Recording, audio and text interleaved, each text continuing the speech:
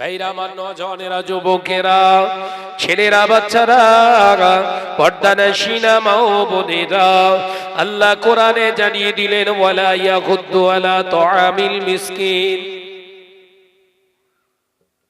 এ নজনেরা, মুরব্বিয়ান গনেরা, আল্লাহ পাক আল্লাহ তাআলা জানিয়ে দিলেন পৃথিবীর জমিনে এক শ্রেণীকে আল্লাহ তাআলা বড় সম্মানের চোখে, বড় মহব্বতের চোখে বার্তা দিয়ে দিলেন। গরিব যারা, ইয়তিম যারা, মিসকিন যারা, তাদেরকে তোমরা ভৎসনা করো না। তাদেরকে ভৎসনা যারা করেছে, তাদের প্রতি রাগ গুসা কি যারা করেছে, তাদের জন্য কঠিন আযাবের জায়গা হয়ে যাবে। সমাজে তেলা মাথায় তেল দেওয়া মানুষ প্রচুর আছে, কথা ঠিক না ভুল জোরে বলেন? উটকো মাথায় তেল দেওয়া মানুষের সংখ্যা আর দেখা যাচ্ছে না। যে রাস্তা ক্ষয় হয়ে গেছে, নষ্ট হয়ে গেছে, ও রাস্তা রিপেয়ার হচ্ছে না। যে রাস্তা ভালো আছে ওর উপর আবার পিস। এই কথা বলছেন না কেন? বঙ্কিমচন্দ্র চট্টোপাধ্যায়ের একটা লিখিত আমরা আর্টিকেল পড়েছিলাম, গল্প, ওই তেলা মাথায় তেল দেওয়া মৌস জাতির রোগ। ওর ভিতরে বলেছিলেন যে তেলা মাথায় তেল দেওয়া হচ্ছে মৌস জাতির রোগ। আমাদের দরকার ছিল ইয়তিম মিসকিনদেরকে সাহায্য করা, কিন্তু আমরা সাহায্য করি কার? একটা একটা করে যদি বর্ণনা করি তাহলে অবাক হয়ে যাবেন। একটা বিয়ে বাড়ির অনুষ্ঠান হলে সেখানে এতিম মিসকিন কজন দাওয়াত পায় ভাই? পায় পায়। আপনাদের রায়কোলা গ্রাম কি বলছে? পায়, দেয়। এলাকার দোস্ত পরিবার, এলাকার নিরীহ অসহায় পরিবারকে কোনোদিন কি দাওয়াত দিয়েছি বাবা? বড় লোক, ধন সম্পদওয়ালা মানুষগুলোকে ইনভাইট করি আমরা, তাদেরকে ডাকি, তাদেরকে দাওয়াত দিই, তাদেরকে আমরা মেহমান হিসাবে গ্রহণ করি। কিন্তু না না না, ওটা বরকতময় বিয়ে হলো না, বরকতময় বিয়ে হলো না।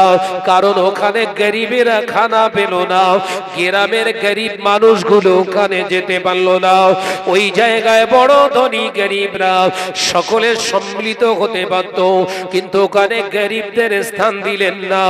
আপনার ইনভিটেশন, আপনার দাওয়াতটা চলে গিয়েছে বড় লোক, ধন সম্পদওয়ালার কাছে। তার মানে আপনি গরিবদেরকে অনীহা করলেন। আত্মসম্মানের দিকে তাকিয়ে আপনি গরিবদেরকে এড়িয়ে চলার চেষ্টা করলেন। কিয়ামতের দিন মহা ময়দানে আপনাকে আল্লাহ জিজ্ঞাসা করবে, ওরে আমার বান্দা, তোর বাড়ির কাছে একজন গরিব আমি পাঠিয়েছিলাম, বাড়ির কাছে প্রতিবেশী একজন গরিব ছিল, তাকে কি কোনোদিন তুই দাওয়াত করেছিস? কি জবাব দেবে?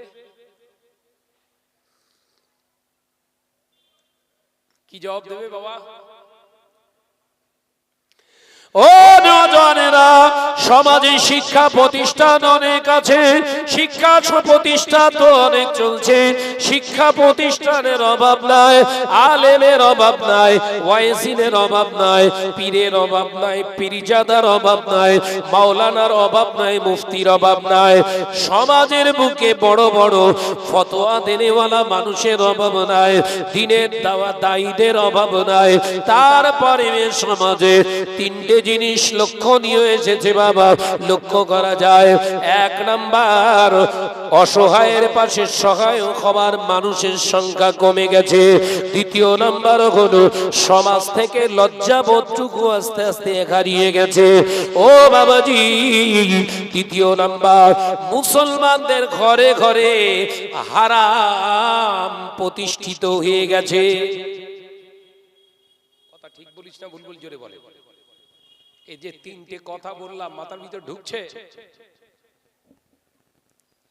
নামাজ আছে, রোজা আছে, ইহসান নাই।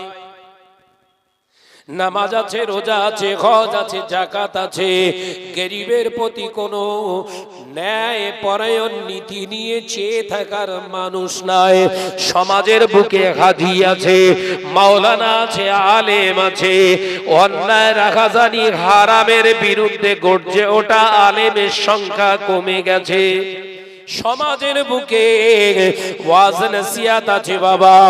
ঘরের নারী পুরুষদের ভিতরে আর কোনো পর্দা নাই। আগে এত জলসা মাহফিল হতো, কথা বলছেন না কেন? এত জলসা মাহফিল হতো? হ্যাঁ, এত ঘন ঘন জলসা মাহফিল হচ্ছে, এলাকায় খোঁজ নিয়ে দেখেন সব বিহায়াপনা, নিলজ্জ বিহায়াপনার হুড়ুহুড়ি কারবার চলছে। আর হবে না কেন? কিছু কিছু জলসা মাহফিলে গিয়ে দেখছি ওপেন মৌলানা মনি সাহেবরা মহিলাদের সামনে বসিয়ে নিয়ে সে মোকালামানা কি এখন বেরিয়েছে সব ইসলামিক অভিনয়। কথা বুঝতে পারছেন না? দুটো ছেলে, দুটো কিংবা দুটো মেয়ে, তারা বয়স যা হয় হোক গে যা, স্টেজে তুলে দিল, আর এই মাহফিল ভর্তি ছেলে আর মেয়ে এক জায়গায়। হালাল না হারাম? জোরে বলেন। বললি শাহনাজ খারাপ হয়ে যাচ্ছে। তাহলে এই বিহায়াপনা, হইহুল্লাড়পনার পিছনে এক শ্রেণীর আলেমদের কিন্তু হাত আছে। এগিয়ে দেয়া হচ্ছে নারীদেরকে। আমাদের ঘরের মেয়েরা শিক্ষিত হবে না, এডুকেটেড হবে না, বিরাট শিক্ষিতা করতে হবে। আরে ভাই, শিক্ষা অনুরাগী মানুষ খুব ভালো, শিক্ষা অনুরাগী অবশ্যই হন, কিন্তু শরিয়াতকে তো জবাই করে নয়। এই কথা ঠিক না ভুল জোরে বলে? শরিয়াতকে জবাই করে শিক্ষা অনুরাগী হওয়া যাবে? জায়েজ? কোথায় পেয়েছেন এসব?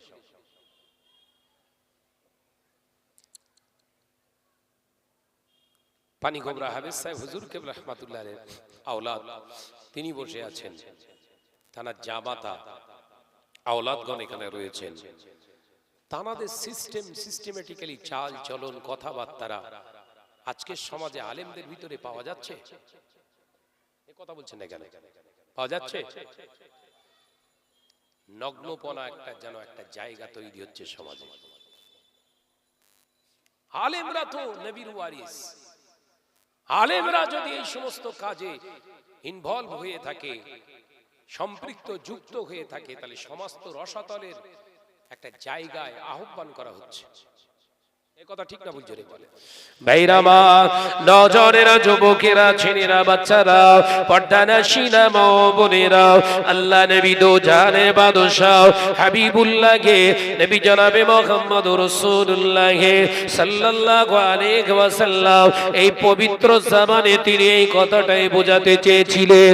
ও আমার সাহাবীরা, আমি নবী জানিয়ে দিয়ে গেলাম, নামাজ থাকবে, রোজা থাকবে, হজ থাকবে, যাকাত থাকবে, মসজিদ গুলো বিরাট বড় বড় নকশাওয়ালা মসজিদ হয়ে যাবে, মসজিদ প্রতি মুসল্লি দেখতে পাওয়া যাবে, ইমানদার খুঁজে পাওয়া যাবে না।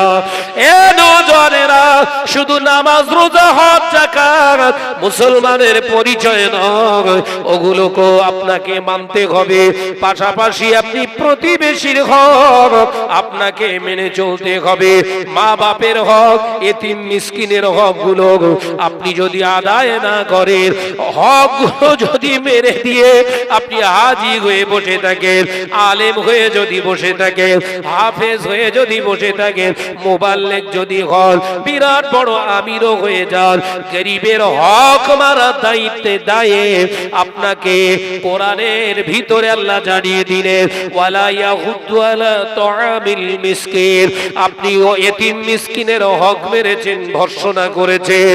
সেই জন্য আপনার নামাজ, আপনার রোজা, হজ আপনাকে কবরে বাঁচাতে পারবে না।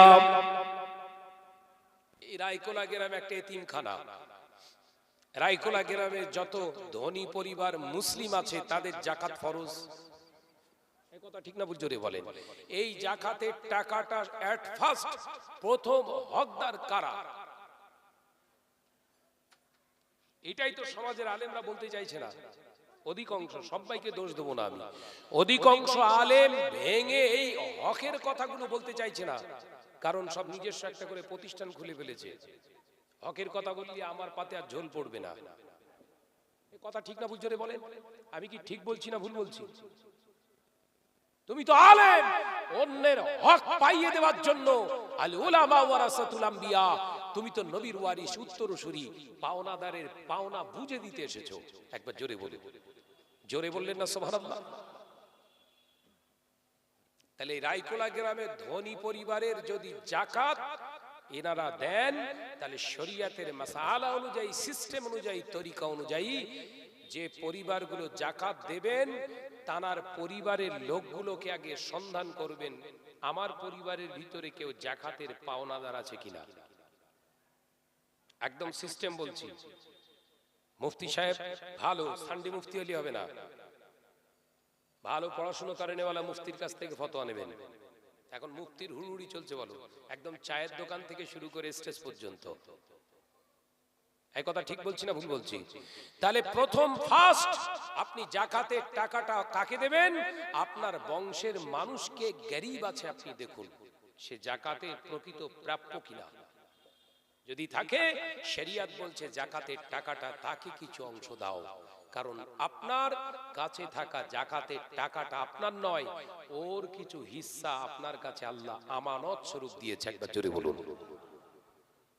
দেখেছেন শরীয়তের তরিকা দেখেন। আর কি সর্বনাশ করছি আমরা। শাহনাজ বলছে বলে সব মাথায় যেন বজ্রাঘাত পড়া মতো হয়ে গেছে। চিল্লা চিল্লি হ্যাও ম্যাও করছে। কন না রে ভাই, তোরা চিল্লা, আমি আল্লাহ সন্তুষ্টের জন্য কথাগুলো বলছি। কথা ঠিক না বুঝে বলে? এতে আমার ইগোর লড়াইয়ের কিচ্ছু ব্যাপার নেই। আল্লাহ অনেক সম্মান ইজ্জত দিয়েছে, যেটা আমি প্রকৃতপক্ষে যোগ্য মানুষ না আমি মনে করি।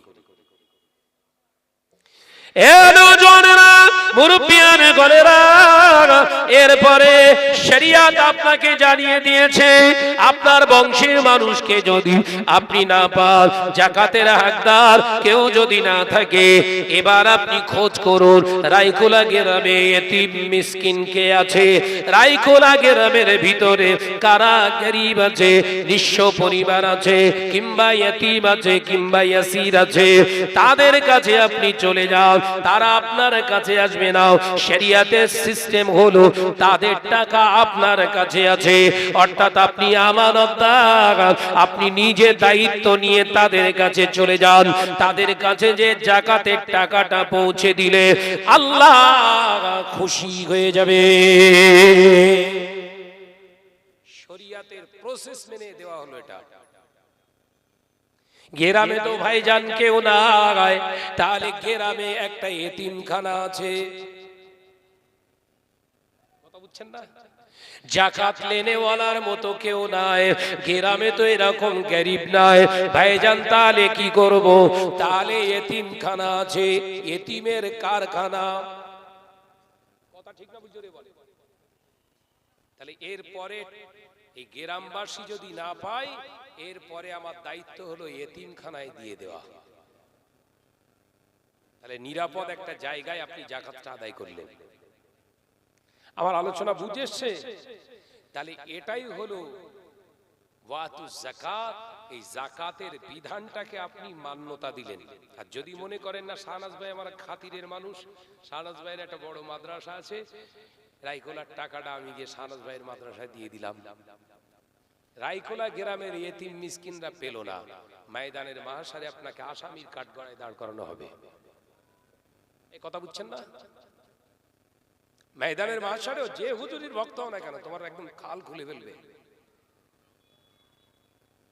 ও নওজওয়ানেরা, মুরব্বিয়ানে গনেরা, ছেলেরা, বাচ্চারা, পর্দানাশীনা মা ও বোনেরা, এগুলো আলেমদের দায়িত্ব, এগুলো উলামাদের দায়িত্ব, এগুলো তো শরীয়তের আমিরদের দায়িত্ব, এগুলো তো দ্বীনের দায়ীদের দায়িত্ব।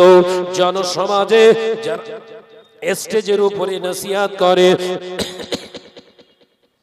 মানুষকে নসিহত দেয়, মানুষকে নসিহত দেয়, এনাদের তো দায়িত্ব থাকে এই প্রাথমিক জিনিসগুলো, বেসিক্যালি জিনিসগুলো, এগুলো সমাজের কাছে প্রচার করা। সমাজে না প্রচার হওয়ার কারণে আজকে এরকম স্থানীয় মানুষের হক ফাঁকি দিয়ে অন্য স্থানের মানুষের হক আদায় করা চলছে। কথা ঠিক না ভুল জোরে বলে? এলাকার মানুষ ফাঁকা, অন্য জায়গায় চাঁদকাঠি এলাকার মানুষরা সব পেয়ে যাচ্ছে। এলাকার মানুষের তার মানে সে কিরকম হলো? বাপের বাপ বলো না, তালুইরে আব্বা। কথা বুঝতে পারছেন না? বাপেরে বাপ বললো না, তালুইরে আব্বা। মার খাবেন না, খাবেন না। নিজের বাপকে জীবনে বাপ বলেননি, তালুইরে আব্বু আব্বু করে চেল্লাচ্ছেন। মার খাবেন না, খাবেন না, জোরে বলে। সাধারণ জ্ঞান নেই। কুরবানির চামড়ার টাকা, এর হক কারে? ওই একই শ্রেণীর মানুষের। ফিতরার টাকা, এর হকদার কারা? ওই একই শ্রেণীর মানুষের। তাহলে এগুলো আমাদের লক্ষ্য করতে হবে। এই আজকে এত সুন্দর, আমি যে শুনছিলাম 56 জন না কতজন ইয়েতিম বাচ্চা আছে যাদের কোনো খরচা নেওয়া হয় না। আজকে মাশাআল্লাহ 6 জন বোধহয়, তাই তো? 6 জন বোধহয় আপনার পাগড়ি পাবে, বলুন আলহামদুলিল্লাহ। এই যে পাওনাদারের পাওনা, হকদারের হকটা আদায় করার কথা বলছি বলে এক শ্রেণীর মাওলানা বলছে আমাদের বিরোধিতা করছে। ভাই আপনার বিরোধিতা করব, আপনি কে? আপনার বিরোধিতা করব কেন? আমি তো শরীয়তের কথাটা মানুষকে বলছি। কথা বুঝছেন না? ও নওজওয়ানেরা, যদি প্রতিবেশীর হক না আদায় করে, গরিবের হক না আদায় করে, বিরাট বড় হাজি হয়েছেন, জাহান্নামে যেতে হবে। হুকুকুল্লাহ হলো হাজি হওয়া, হুকুকুল্লাহ হলো আপনি হজ আদায় করুন, নামাজ হলো হুকুকুল্লাহ, রোজা হলো হুকুকুল্লাহ। ও বাবাজি, যাকাতটা কিন্তু খেয়াল করে আপনাকে হকটা আদায় করা লাগবে। আল্লাহর মাহবুব বান্দা হযরত আব্দুল্লাহ ইবনে মুবারক রাহমাতুল্লাহ আলাইহি হজে যাবেন, প্রতি বছরে হজ করেন, কিন্তু এবারে আব্দুল্লাহ ইবনে মুবারক রাহমাতুল্লাহ আলাইহি কষ্ট করে জমিয়েছে কিছু অর্থ, হজ পাকে যাবে। হযরত আব্দুল্লাহ ইবনে মুবারক রাহমাতুল্লাহ আলাইহি, হুজুর আমার হজ পাকে যাবে। হজের একদিন আগে বাচ্চাটা কাঁদতে লাগলেন, আব্বাজান আমাদেরকে একটু গোশত এনে দেন, গোশত খেতে মন চায়। পাশের ঘরে বোধহয় গোশত রান্না হচ্ছে, আমাদের বড় লোভ পায়, আপনি আমাদের জন্য একটু গোশত এনে দেন। হযরত আব্দুল্লাহ ইবনে মুবারক রাহমাতুল্লাহ আলাইহি বললেন, বাবা ছেলে, এই টাকা থেকে যদি গোশত কিনতে দিই তাহলে আমার হজ করা যে বড় কষ্টকর হয়ে যাবে। বাবা ছেলে, ওই সময় ছোট বাচ্চাটা বলেছিলেন, আব্বাজান আপনি এই পেয়ালাটা নিয়ে যান, ওই পাশের বাড়ি থেকে আমাদের জন্য একটু চেয়ে এনে দেন। বাচ্চা, গোশত রান্না হলে প্রতিবেশীর বাড়িতে খুশবু যায় না, যায় না? আব্বাজান এই নেন, এই বাটিটা নিয়ে যান, একটু এনে দেন, 2 পিস 3 পিস, অতি আমরা খুশি হয়ে যাব। হযরত আব্দুল্লাহ ইবনে মুবারক রাহমাতুল্লাহ আলাইহি কচি বাচ্চার কথা শুনে পেয়ালাটা নিয়ে হাতে গিয়ে আর ওই বাড়ির সামনে যে হাজির হয়ে গেলেন। আসসালামু আলাইকুম। ওয়া আলাইকুমুস সালাম। ভাইজান আপনি বেরিয়ে আসুন তো একটু। ঘরের দরওয়াজা খুলে বেরিয়ে এসেছে। আল্লাহর ওলি বললেন, ও আল্লাহর বান্দা, আপনার কাছে আমি একটু সাহায্য চাইতে এসেছি। কি সাহায্য আপনাকে আমি করব? না আপনার বাড়িতে গোশত রান্না হচ্ছে? হ্যাঁ হচ্ছে। আমার বাচ্চাটা আপনার এই গোশত রান্নার খুশবুটা পেয়েছে, সে গোশত খেতে চায়, আমার কাছে চেয়েছে, কিন্তু আমি তাকে গোশত কিনে নিতে পারবো না। এই মুহূর্তে আমি তো হজে যাব নিয়ত করেছি, আপনি দয়া করে যদি একটু গোশতের টুকরা আমাকে আর একটু ঝোল দেন, সুরা দেন, আমার ওই বাচ্চাটার মনটা আমি খুশি করতে পারবো। ঘরের ভিতর থেকে আওয়াজ আসে, আল্লাহর বান্দা আব্দুল্লাহ ইবনে মুবারক, এই গোশত আপনার বাচ্চাকে আমি দিতে পারবো না, কারণ এই গোশতটা আপনার বাচ্চার জন্য খারাপ, আমার বাচ্চাদের ফ্যামিলির জন্য হলো হালাল, আমার জন্য হালাল, আমার ফ্যামিলিদের বাচ্চাদের জন্য হালাল, আপনার ফ্যামিলি আপনার বাচ্চার জন্য হলো হারাম। আলোচনা বুঝতে পারছেন? হজে যাবে বলো, হজে এলাকায় তো হাজি ভর্তি হয়ে যাচ্ছে একদম। এই কথা ঠিক না ভুল জোরে বলেন? খোঁজলে দেখা যাচ্ছে বুনের ফারায়েজ উড়িয়ে বিক্রি করেছে। ভাইয়ের 2-3 শতক ঝেড়ে দিয়ে আর গিয়ে হাজি। হ্যাঁ, গ্রামে ইয়েতিম বাচ্চা হাজি খানা করছে, সব বাদ হাজি। এই হচ্ছে না, হচ্ছে, জোরে বলেন।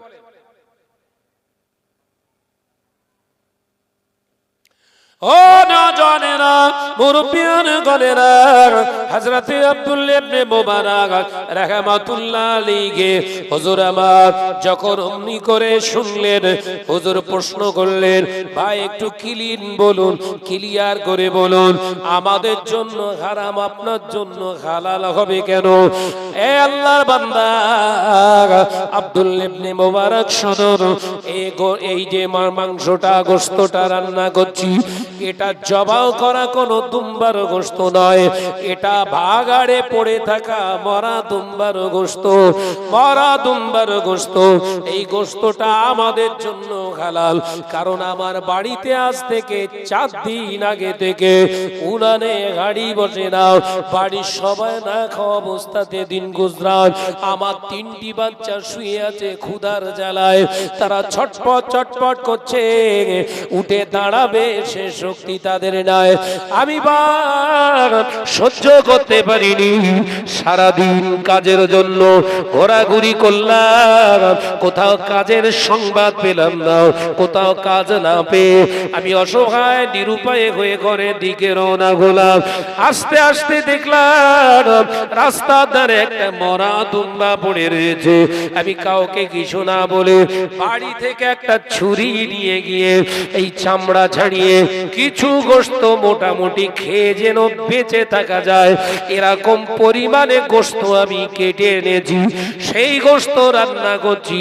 ও ভাই আব্দুল্লাহ ইবনে মুবারক, এই গোশতটা আমাদের জন্য হালাল, আপনার ফ্যামিলি বাচ্চাদের জন্য হারাম।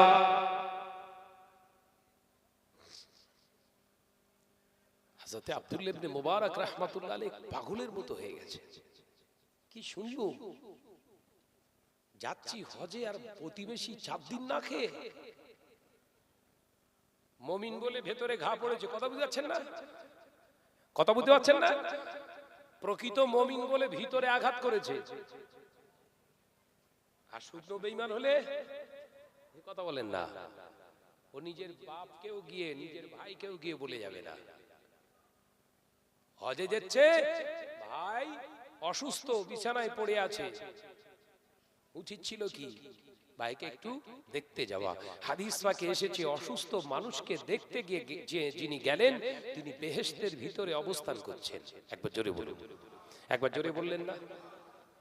আর ও যাচ্ছে খানায় কাবায়, অসুস্থ ভাই বিছানায় পড়ে রয়েছে, একবারও গিয়ে বললো না, রা ভাই আমার জন্য একটু দোয়া কর, আমি একটু হজ পাকে যাচ্ছি, আল্লাহর খানায় কাবায় যাচ্ছি, যদি কোনো অপরাধ করে থাকে আল্লাহর রাস্তায় মাফ টাফ করে দে। বলেছে ভাইয়ের আমার দরকার নেই। কথা বুঝতে পারছেন না? ওসব ভাইটাই রাখ, টাকা হয়ে গেছে, যেটা মন চাইবে সেটা করব। টাকা আছে যেখানে, রহমত থাকবে সেখানে, এটা কোনো দলিল না। এহসান আছে যেখানে, আল্লাহর রহমত আছে সেখানে। একবার জোরে বলুন, একবার জোরে বলবেন না? এহসান আছে যেখানে, রাসূলুল্লাহর দৃষ্টি আছে সেখানে। একবার জোরে বলুন। কি করছো? নামাজ, কালাম, হজ, বিশাল কিছু করে ফেললে। হক কথাটা মেনে নাও, জীবন পরিবর্তন করো।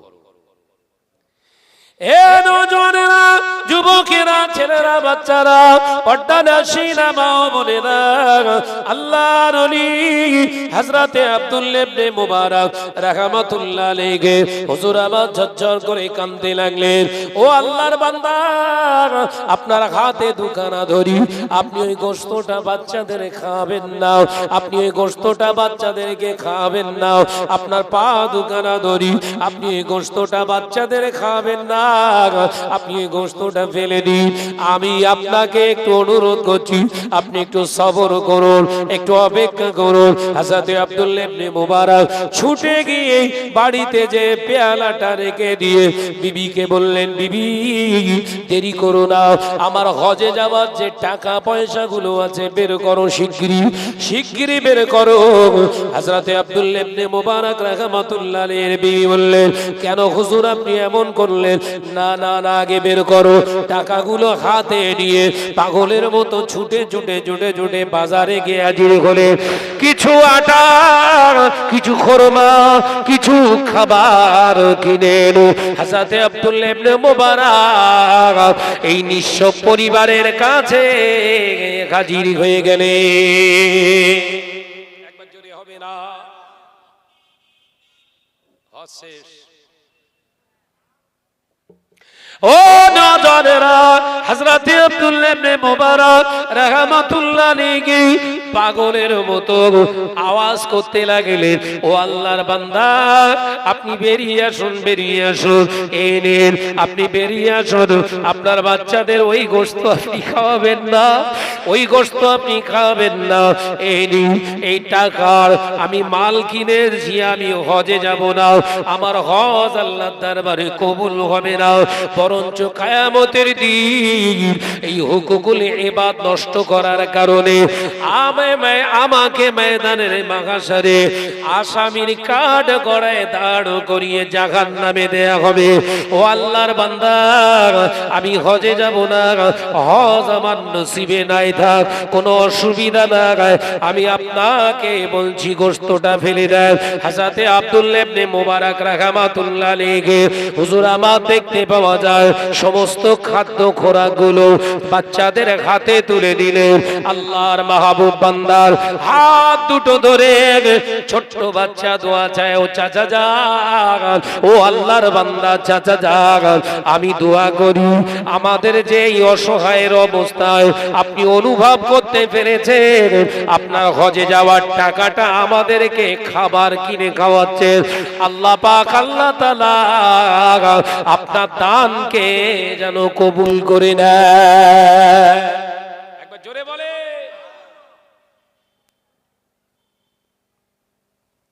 ফোন পে যাকে 10,000 টাকা মেরে দিয়েছেন জাকাতের টাকা, ও আপনার জন্য দোয়া করেছ তো? ও টার্গেটে আছে আগের বছর আবার 10 নেব, দোয়া নি। কিন্তু এই অসহায় পরিবারের বাচ্চাগুলো, নিঃস্ব বাচ্চাগুলো পড়াশোনা করছে, এইখানে পৌঁছাবেন 5 ওয়াক্ত নামাজের পরে পরে জামাতের শেষে শেষে দোয়া চাইবে। একবার জোরে বলুন। প্রতিটা হরফে হরফে নেকি। একবার জোরে বলুন না সুবহানাল্লাহ। দান সব জায়গায় দিলে চলবে না, বুঝতে পারছেন তো নাকি? সব জায়গায় দান দেয়া চলবে না। দান গ্রহণযোগ্যতা ব্যক্তিটাকে দেখতে হবে, যিনি গ্রহণ করছেন তাকে লক্ষ্য করুন, আর আপনি দিচ্ছেন কোন টাকা দিচ্ছেন এটা লক্ষ্য করুন। কথা বুঝতে পারছেন না? সুদের মাল বলে দিলে দান করে দিল, দান হবে? কথা বলছেন না তো? হারামের টাকা, মেরে লোয়া ঝেড়ে লোয়া টাকা এলে দান করে দিল, দান হবে? হারামে হারাম জিনিস কোনোদিন দান হয় না, এটা মাথার ভিতরে রাখতে হবে। অবৈধ হারাম কোন জিনিস দান হয় না। দান হবে, দান হলো ইবাদত। সুবহানাল্লাহ বলুন, একবার জোরে বলেন। দান হলো ইবাদত, যেটা করতে হবে ইবাদত কার জন্য করছেন? আল্লাহর জন্য। আল্লাহর রেজামান্দির জন্য করতে গেলে নাপাক হারাম চলবে না। যেমন আফজালুল ইবাদাত ও ইবাদাতিস সালাত, তাই তো নাকি? উত্তম ইবাদত হচ্ছে নামাজ। এখন ওই আল্লাহর অতি প্রিয় ইবাদত নামাজ ভেবে আপনি যখন তখন নামাজে দাঁড়িয়ে গেছেন, ওযু পাক পবিত্র কিছু না, মন চেয়েছে নামাজে দাঁড়িয়ে গেছেন, হবে? গুনাহগার হবে, হারাম কাজ করেছেন আপনি। নাপাক অবস্থায় নামাজ পড়া হারাম, কাবিরা গুনাহ করেছেন। এই বললেন উত্তম ইবাদত। কথা বুঝতে পারছেন না?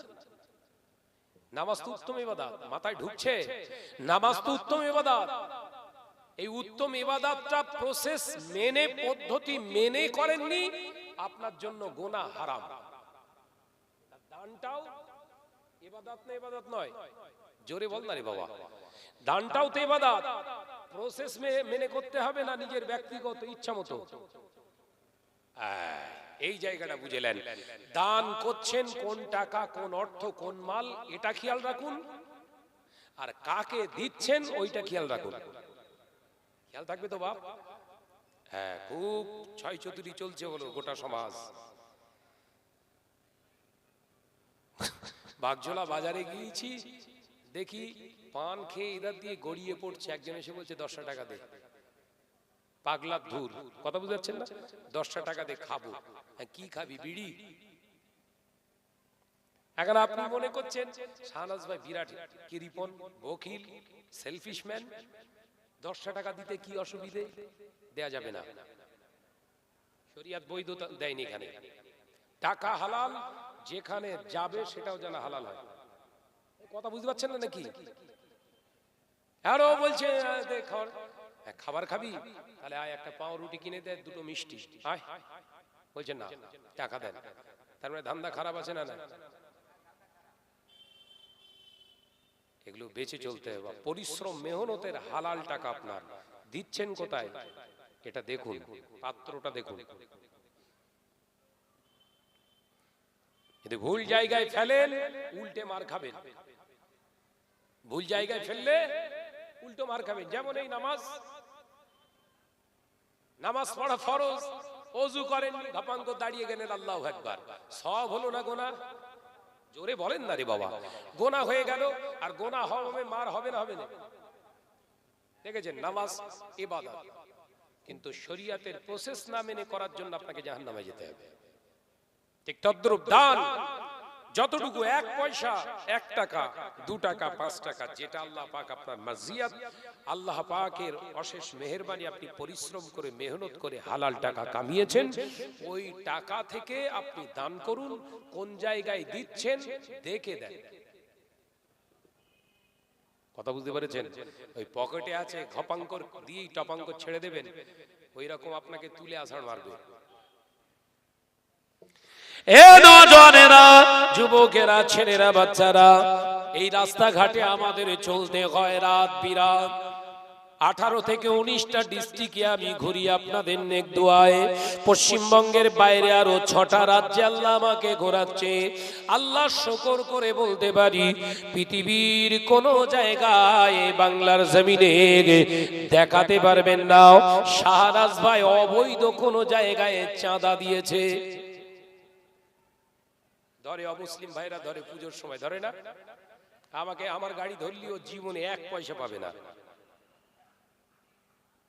আমাকে ধরলেই গাড়ি দাঁড় করিয়ে প্রথম কাজটা খুলি, বলবো কি হয়েছে ভাই? এই গত 4 দিন আগে নদিয়া জেলায় একটা জলসা করতে গেছি, চাপড়া থানায় কুলগাছিয়া বলে একটা জায়গায় ধরেছে। রাত তখন 7টা, 7:30 বাজে। জোনা 10 ছেলে সামনে, গাড়ির সামনে দাঁড়িয়ে পড়েছে। চাঁদা দেন কেন? ও বললো এই মনসাকালী নাকি পুজো হবে। হ্যাঁ, পুজো কার ভাই? মায়ের পুজো। কার মা? আমাদের মা। আমি বললাম আমার মা না, আমার মা বাড়ি আছে, আমার মায়ের যখন পুজো নয় আমি দেবো না। 4টে ছেলে অটোমেটিক বুঝতে পেরে গেছে। এই ছেড়ে দে, ছেড়ে দে, ছেড়ে দে, ছেড়ে দে। দুজন মাঝখান থেকে বলছে জয় শ্রীরাম। বল, তোর ভালো লেগে তুই চেল্লা না, টাকা আমি দেবো না। এ কথা বুঝতে পারছেন না? কারণ বড় মেহনত করে, পরিশ্রম করে আল্লাহ তবে পকেটের ভিতরে পয়সা ঢোকায়, এমনি হাওয়ায় উড়ে আসেনি। তুই চাইলি আমি দেবো। আপনাদের নেক দোয়ায় আমি 17 বছর ঘুরছি, এক টাকা জীবনে কোনোদিন ওই রকম পূজা অর্চনায় কোনো কাজে আমি কিন্তু খাতে ব্যয় করিনি। আপনি বলবেন হয়তো সম্প্রীতি, আমার ইসলাম শেষ করে আমি সম্প্রীতি চাই না। আমার ইসলাম ঈমান শেষ করে আমি সম্প্রীতি চাই না। ও সম্প্রীতিতে আমার দরকার নেই। ভাইরা আমার, নজনেরা, যুবকেরা, হযরতে আব্দুল্লাহ ইবনে মুবারাকের কথাটা বলছিলাম।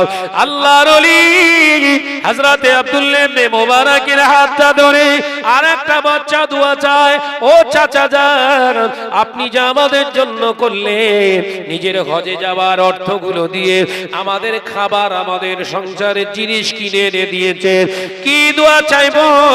আপনি হজে যাবে বলে নিয়ত করেছিলেন, আমরা আর কি আমাদের কারণে আপনি হজে যেতে পারলেন না, তাই আল্লাহর কাছে দোয়া চাই, আল্লাহ পাক আপনার নামায়া বলে জানো হজ কবুল করে নেয়। দোয়া চাওয়া লাগে না, ভালো কাজ করুন, অন্তর থেকে দোয়া দেবে।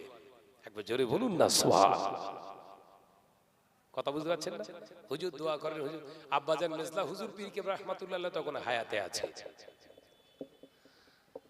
হুজুর কেবলা গিয়ে জানেন তো, বাংলা আসামের হাজী মুফতি আজম আব্বাজান মেজলা হুজুর পীর কেবলা গিয়ে জড়িয়ে ধরে বলল, আব্বাজান আমার জন্য একটু দোয়া করেন। হুজুর কেবলা মুচকে হেসে বললেন, না চাইলে দেবো না। কি বলছে? চাইলে দেয়া যাবে না, আমার মর্জি মতো আমি দেবো। ঠিক আছে আব্বাজান, আপনি দোয়া দেবেন আমার জন্য যখন খুশি। কিছুক্ষণ পরেই বললেন, যাও, কিছু কাজ করলাম আমি। কথাবার্তা বলতে বলতে হুজুর মুখ থেকে বললেন, যাও, আমি মেজু হুজুর দোয়া করছি, আল্লাহ তোমাকে রজনীগন্ধা ফুল বানিয়ে দেবে। একবার জোরে বলুন সুবহানাল্লাহ। হুজুর কেবলার জবান থেকে আমি নিজে শুনেছিলাম। তখন তো ছোট, আমি ষষ্ঠমে পড়ি, মানে ক্লাস 8-এ। অত তো হিকমত মান্তিকের কথা তো জানতাম না, অত গভীর পাণ্ডিত্য নেই, হাদিসের কিতাব তখন তো পড়িনি। এখন সেইগুলো উপলব্ধি করি, আল্লাহর ওলি। হ্যাঁ, এইসব ভালো মানুষের সোহবতে না থাকলে ভালো হতে পারবেন না। যদি মনে করেন আমি নামাজ পড়ি, রোজা করে, হজ করে ভালো হব, হতে পারবেন না। কোরআনের থিওরি আছে, ভালো মানুষের পাশে একটু ঘষাঘষি আপনার না করলে আপনি জীবনে কোনোদিন ভালো হতে পারবেন না। এ নজনেরা, যুবকেরা, ওই জন্য আল্লাহ পাক কোরআনে জানিয়ে দিলেন, ইয়া আইয়ুহাল্লাযীনা আমানু আতিউল্লাহা ওয়া আতিউর রাসূলা ওয়া উলিল আমরি মিনকুম। আমার আল্লাহ পাক আল্লাহ তাআলা কোরআনে জানিয়ে দিলেন, তোমরা যারা ঈমান এনেছো, আমি আল্লাহকে এক বলে মেনে নিয়েছো, এই আমার ঈমানদারেরা, আমি আল্লাহ তোমাদের জানিয়ে দিলাম, আতিউল্লাহা, আমি আল্লাহ আমার ইতাআত তোমরা করো, ওয়া আতিউর রাসূল, আমার হাবিবের ইতাআত তোমরা করো, ওয়া উলিল আমরি মিনকুম, ওই সমস্ত আলেমে দ্বীনের সোহবতে যাও, ওয়া উলিল আমরি মিনকুম আতিউল্লাহ ওয়া আতিউর রাসূল। যে আলেমটা শুধু পড়াশোনা করেনি, হাদিস মুখস্থ করেনি, ওয়াজ নসিহত শুধু করেনি, যতটুকু পড়েছে তার উপরে ইস্তেকামাত দিয়েছে, আল্লাহ তাআলা বললেন ওই আলেমের সোহবতে যাও। আমি আল্লাহ পাক আল্লাহ তাআলা বলছি, আমি আল্লাহ আমার হাবিবের সন্ধান পেয়ে যাবে। একবার জোরে হবে না? তাহলে সব আলেমের কাছে যেতে বলছে আল্লাহ। ওয়াজ বুঝতে পারছেন তো নাকি? সবাই আলেম, সব আলেম কিন্তু আল্লাহ ওয়ালা নয়। সবাই আলেম, সব আলেম কিন্তু আল্লাহ ওয়ালা নয়। আল্লাহ ওয়ালা আলেম কারা? আল্লাহ ইঙ্গিত দিলেন, আতিউল্লাহ, আমি আল্লাহ আমার হুকুমের পৈরবি করবে। একবার জোরে বলুন, জোরে বলেন বাপ। সব টেনশনে আছেন নাকি বলেন? রায়কোলায় তো মাশাআল্লাহ আমি প্রথম নাকি? হ্যাঁ, আমার সঙ্গে একদম নরম চড়ং করলে হবে না, একদম মজবুত থাকতে হবে। আজকে 3টে প্রোগ্রাম, এখান থেকে যাব খড়োয়া চাঁদপুর, ওখান থেকে সেরে আবার সেই ভাঙড়, রাত 1টায় টাইম। এখন যদি একটাই আপনার যদি এরকম শুয়ে পড়ার ইচ্ছা করেন, তাহলে বাকি সময় তো এখনো বাকি। হ্যাঁ, আমার পরে ভাইজান হুজুর কেবলা আসবে, একটু স্পিড লাগান, জোরে বলুন নারায়ে তাকবীর। হচ্ছে না, একটু জেরে বলেন নারায়ে তাকবীর। এ নওজনেরা, মুরব্বিয়ান ঘরেরা, ছেলেরা, বাচ্চারা, হযরতে আব্দুল্লাহ ইবনে মুবারক রাহমাতুল্লাহ আলাইহি হুজুর আমার দেখতে পাওয়া যায় আল্লাহর মাহবুব বান্দা ওখানে দাঁড়িয়ে রইলেন আর একটা বাচ্চা এসে দোয়া চাইলেন হুজুর আপনার জন্য আমি চাচা জানে কি দোয়া চাইবো তবে হজ পাকে গেলে হাজারে আসওয়াদে চুম্মা দেয় হাজিরা আপনার মাকামে ইব্রাহিমের পাশে দাঁড়িয়ে নামাজ আদায় করে সাফা মারওয়া সাই করে কাবা বাইতুল্লাহ শরীফ সওয়াত করে তাওয়াফ করে এই জায়গাগুলোর যে ফজিলত আরাফাতের ময়দানে অবস্থান করাটা এবং জাবালের রহমতের সামনে দাঁড়িয়ে দোয়া করা এবং মিনা মুজদালিফায় অবস্থান করা শয়তানের গায়ে পাথর মারা সব ইবাদতগুলো যেন আল্লাহ কবুল করে নেয়।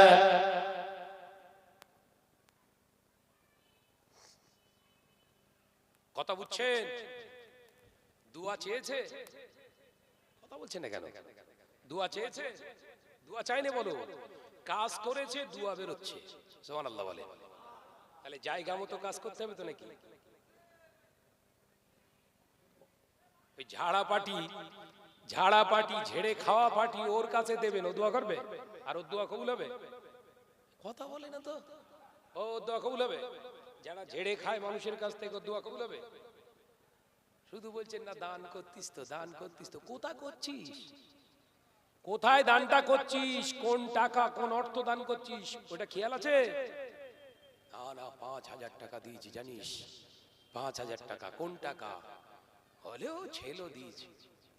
ছেলো দিস মানে বলে না সেই অমুক জায়গায় একটা মেয়ে দেখিয়ে দিয়েছিলাম, ওরা সেই উকিলগিরি করার জন্য ঘটকের দরুন 5,000 টাকা দিয়েছিল, আল্লাহ রাস্তায় দান করেছি, আরো বেশি বেশি আসবে। দেখেছেন? দান মানে একদম সলিড দান।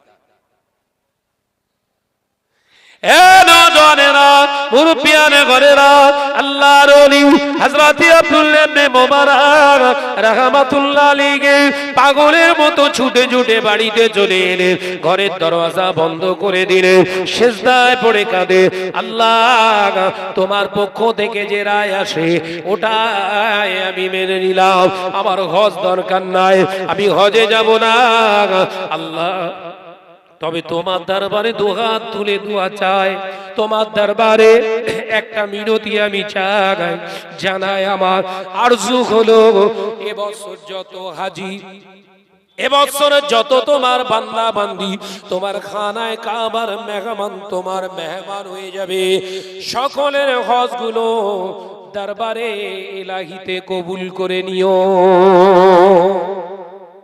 দেখেছেন?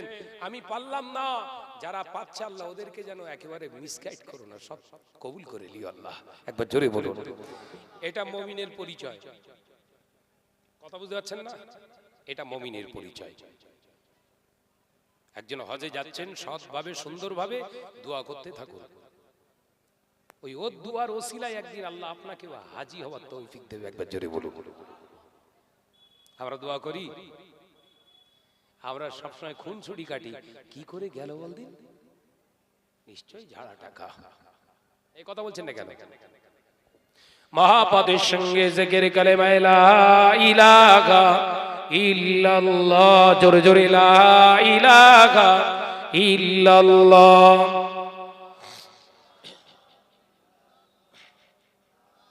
একটু আওয়াজ দেন, আওয়াজ দেন। কালেমা লা ইলাহা ইল্লাল্লাহ, লা ইলাহা ইল্লাল্লাহ।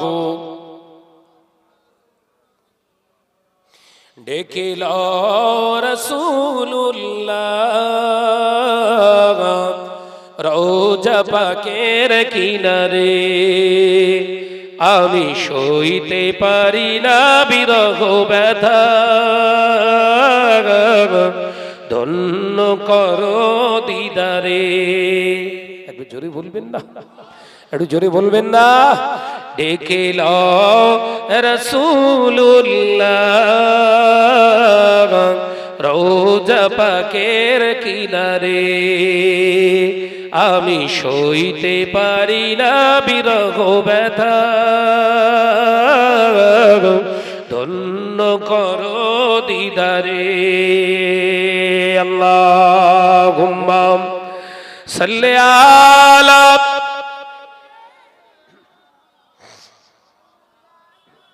মাশাআল্লাহ মাশাআল্লাহ, আরেকটু জোরে ওয়া আলা আলি।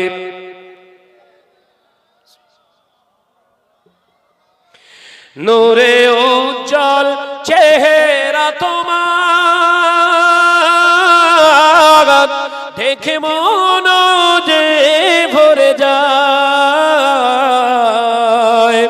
তোমার ওই গুম্বাজে খাজরা দেখে ঈমানও বেড়ে যায়।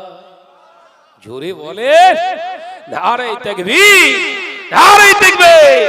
ডেকে লো রাসূলুল্লাহ রওজা পাকের কিনারে। আমি সইতে পারি না বিরহ ব্যথা, ধন্য করো দিদারে। আল্লাহুম্মা সাল্লি আলা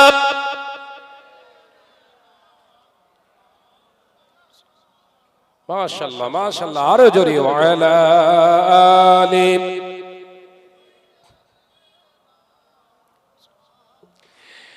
মদিনার ওই আকাশ, মদিনার ওই বাতাস, মদিনার ওই আকাশ, মদিনার ওই বাতাস, মদিনার ওই জবালে উহুদ তোমাকেও সালাম জানা। একবার জোরে হবে না? নারে তাকবীর। মদিনাতুল মুনাওয়ারায় একটা বড় পাহাড় আছে, ওই পাহাড়টার নাম হলো জাবালে উহুদ। 13 কিমি এরিয়া নিয়ে আছে, সুবহানাল্লাহ বলেন। ওই জাবালে উহুদের একটা অধ্যায় আছে রাসূল পাক সাল্লাল্লাহু আলাইহি ওয়াসাল্লামের হাদিস পাকে। রাসূল পাক সাল্লাল্লাহু আলাইহি ওয়াসাল্লাম এক সময় বলেছিলেন, এই জাবালে উহুদ হচ্ছে আমার, আমি হলাম জাবালে উহুদের, এই জাবালে উহুদ হচ্ছে আমার ভিতরে। একবার জোরে বলুন।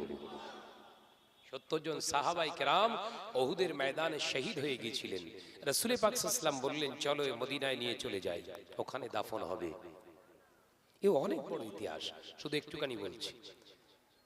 নবী পাক সাল্লাল্লাহু আলাইহি ওয়াসাল্লাম সাহাবায়ে কেরামদেরকে বললেন, নিয়ে যাচ্ছেন লাশ মোবারক। 70 জন মুসলমান শহীদ হয়ে গেছে সাহাবায়ে কেরাম। যখন এক পা দুপা করে এগোচ্ছে, পিছন দিক থেকে সাহাবায়ে কেরামরা বললেন, হুজুর দেখেন না জাবালে উহুদ যেন আমাদের পিছনে পিছনে সরে আসছে। একবার জোরে বলুন। আল্লাহ নবী দাঁড়িয়ে বললেন, দাঁড়িয়ে গেছে, ও জাবালে উহুদ তুমি কি আমাদের পিছনে পিছনে আসো? নবী জাবালে উহুদের সঙ্গে কথা বলতে পারবে না? পারবে না। ও জাবালে উহুদ তুমি আমাদের পিছনে পিছনে কেন, আমাদের পিছনে পিছনে কেন আসো? জাবালে উহুদের ভিতর থেকে কান্নার আওয়াজ পাওয়া যায়। ইয়া রাসূলুল্লাহ, হাবিবাল্লাহ, হুজুর আমার সাথীদেরকে আপনি নিয়ে চলে যাচ্ছেন এই জাবালে উহুদের ময়দানে। আজকে যেখানে যত মুসলমান শহীদ হয়ে গিয়েছে আপনার সহচরেরা, এইরকম কলিজার সন্তানগুলোকে আমার বুক থেকে আপনি নিয়ে চলে যাবেন। আমি কি করে থাকবো? যারা ইসলামের জন্য, আল্লাহর জন্য, কোরআনের জন্য নিজের জানের পরোয়াটুকু করলো না, তাদের খুন মোবারক আমি জাবালে উহুদের গায়েতে পড়েছে। আর আপনি তানাদেরকে আমার কাছ থেকে আলাদা করে দেবেন, হতে পারে না। সেই জন্য আপনার পিছনে পিছনে আমি চলে যাই। আল্লাহ বলেছিলেন, বাবা সাবিরা আর নিয়ে যেও না, এই জাবালে উহুদের ময়দানে কবর খনন করো। জাবালে উহুদের সাথীদেরকে কিয়ামত পর্যন্ত জাবালে উহুদের বুকেতে রেখে দিয়ে যা। জোরে বলে 70 জন সাহাবা হুজুর শুয়ে আছে, গেলে যেন মনে হয় কলিজা ঠান্ডা হয়ে যাচ্ছে, সব জীবিত মানুষ। একবার জোরে বলুন না। তবে সেই ঈমান সেই মন নিয়ে যেতে হবে বাপ। মদিনা শরীফে গিয়ে বিড়ি খাচ্ছে, সিগারেট খাচ্ছে, ও আর বলে লাভ নেই, ওদিকে যাব না। শুধু এতটুকু বলছি, যতটুকু করবেন সলিড, যতটুকু বলবেন সলিড, যতটুকু ঘুমাবেন সলিড, যতটুকু খাবেন সলিড, আর যতটুকু আল্লাহর জন্য দেবেন ওটাও যেন হয় সলিড। তাহলে সব জায়গায় আল্লাহ খুশি। একবার জোরে বলুন, একবার জোরে হবে না? ডেকে লো রাসূলুল্লাহ রওজা পাকের কিনারে, আমি সইতে পারি না বিরহ ব্যথা, ধন্য করো দিদারে। আল্লাহুম্মা সাল্লি আলা, মাশাআল্লাহ মাশাআল্লাহ, আরেকটু জোরে, ওয়া আলা আলি।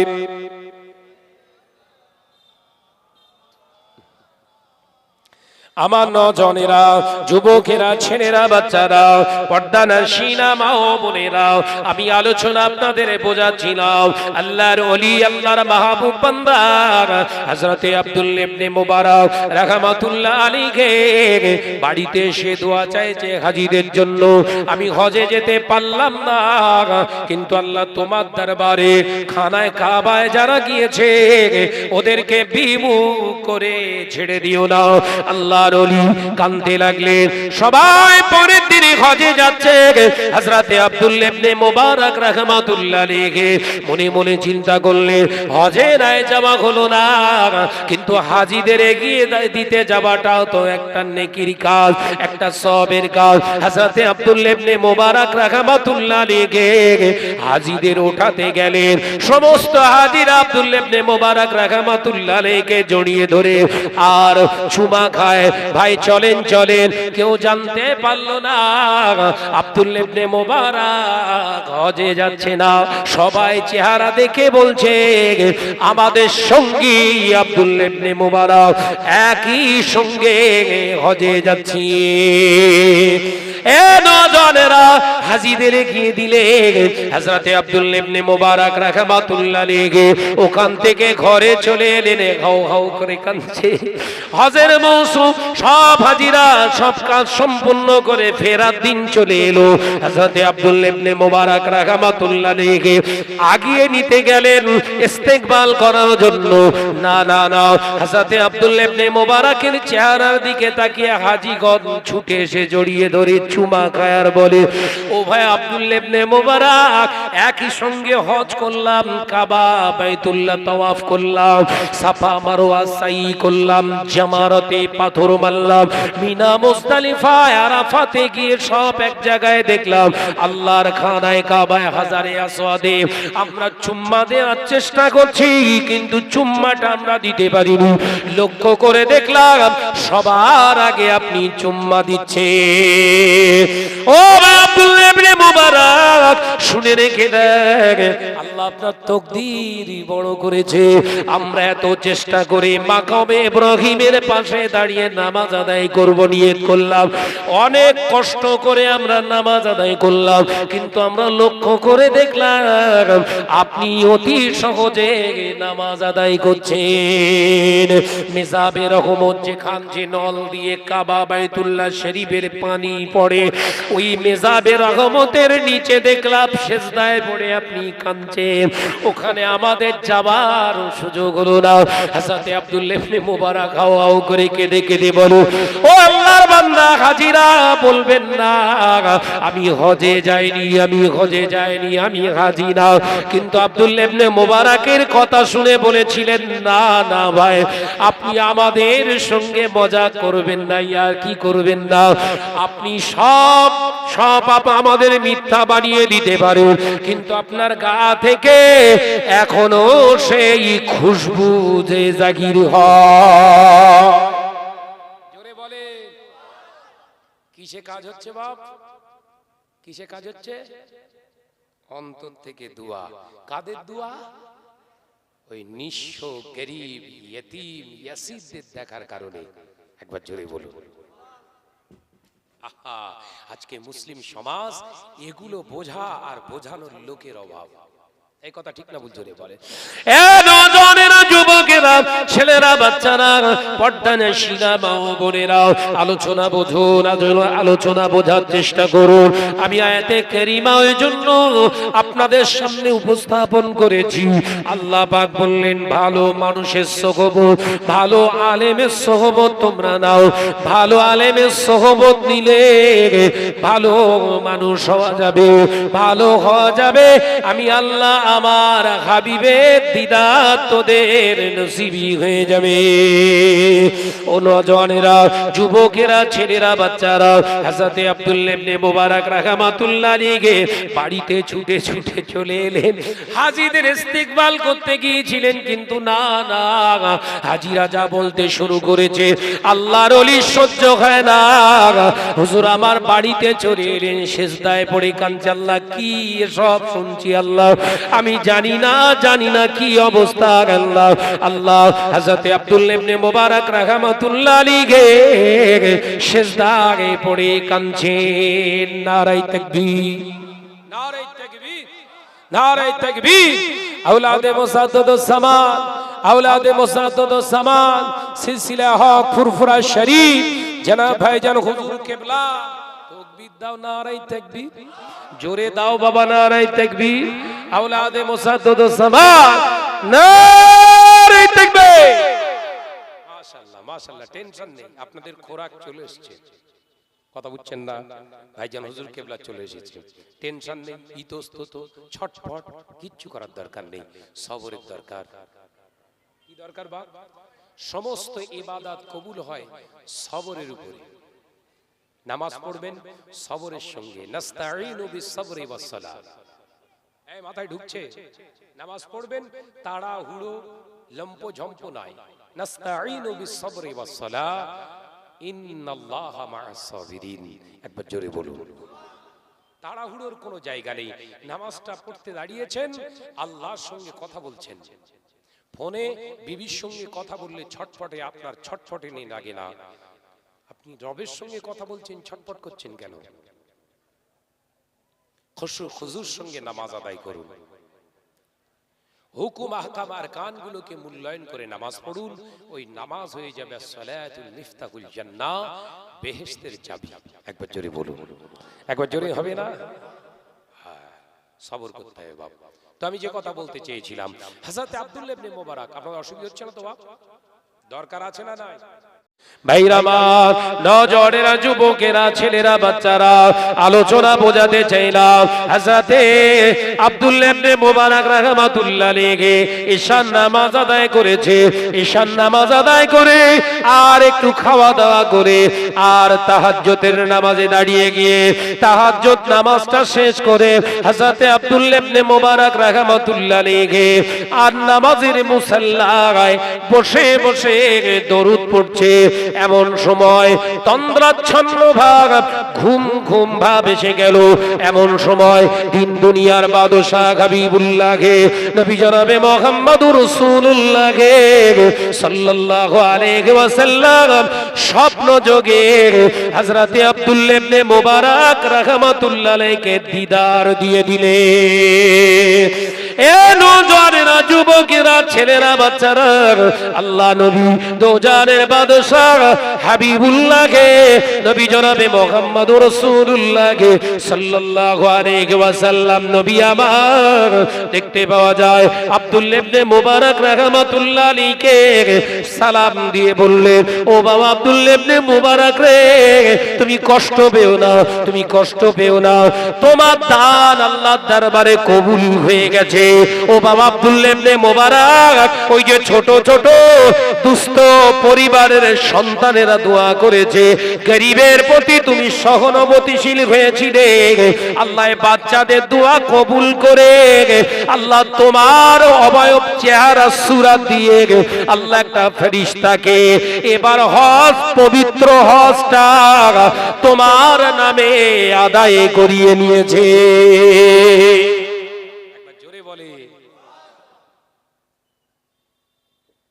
তাই বাবাজি হজ করুন, যাকাত দেন, মসজিদ বানান, মাদ্রাসা বানান, এলাকা আগে। খেয়াল থাকবে তো নাকি? আর দুটো জিনিস শিখিয়ে দিয়ে গেলাম, কি দিচ্ছেন, কি দিচ্ছেন কাকে। খেয়াল থাকবে তো? এটা কথা বুঝতে পারছেন? দিচ্ছেন কি আর দিচ্ছেন কাকে, এই খেয়াল রেখে চলুন। ইবাদতের কোনো খামতি আসবে না। সুবহানাল্লাহ বলে। এই জায়গা মেইনটেন্স যদি না করতে পারি তাহলে দগ্ধতে শেষ হয়ে যাব আমরা।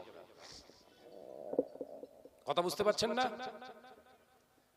আল্লাহ পাক আমাদেরকে বোঝার তৌফিক দেন, বলুন আমিন।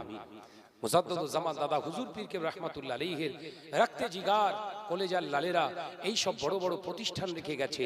তানাদের সোহবতে থাকা মানুষগুলো, তানাদের খলিফার সন্তানেরা এরকম প্রতিষ্ঠান করে রেখে গেছে। খেয়াল রাখবেন। আপনার রায়কোলার মানুষ, নতুন করে আপনাদের কাছে বলার কিছু নেই, শুধু এতটুকুই বলবো, আল্লাহর ওলিদের সোহবতে থাকুন।